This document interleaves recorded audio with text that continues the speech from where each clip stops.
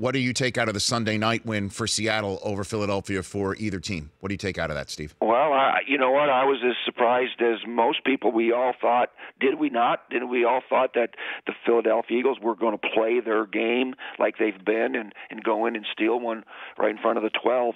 But you know what? They couldn't tackle Russell Wilson. They couldn't get him. And, you know, Fran Tarkington, Rich, played before you were born, but I remember that guy when I was a kid, and we're in my team, the Packers, are chasing that guy around. He couldn't catch him. He's always running around, and that's Russell Wilson. You can't tackle that guy.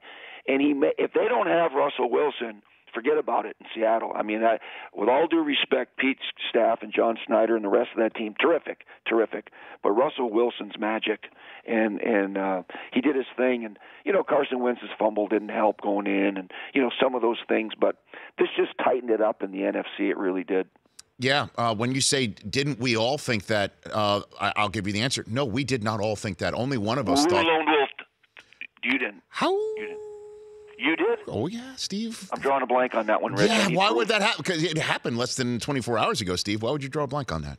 Come on now. I was sitting next to you howling. Memory. Mm-hmm.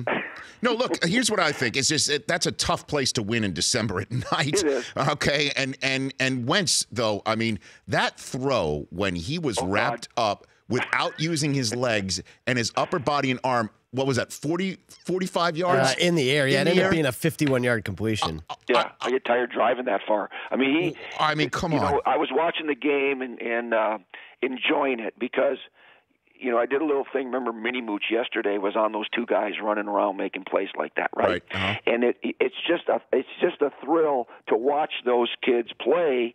And they're unconventional. They're athletes. They're running around like crazy, man. Forget about all the fundamentals. You just find a way to make a play. And both of those guys were going back and forth, and it was just so entertaining. I love watching that stuff. What'd you think of Brady barking at McDaniels like he was Bill O'Brien on a good day? We see that, right, with Bill O'Brien, remember? Right. Yeah. What'd you think of that? Yeah, he can get a little snippy sometimes. I love that edge he's got. And have you learned anything about it today, what they were talking about? Well, here's the thing, is that if another quarterback does it, we're going nutty over this, right, Steve? I mean, if Big Ben's doing this with even – you can't even just say, well, he's won X, Y, and Z. I mean, Big Ben is a two-time Super Bowl champion.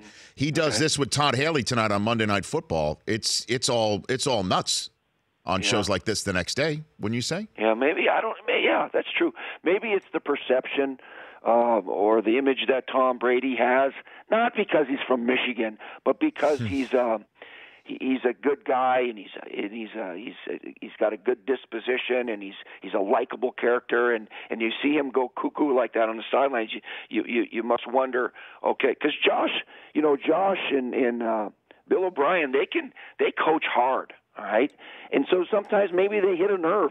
And that's probably what happened. And can you imagine if they were losing the game? I mean, they were winning this game.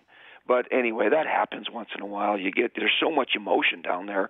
Once in a while, if you do hit a nerve, it's like, wow, you just fire back. The Rich Eisen Show, weekdays at noon Eastern on Audience.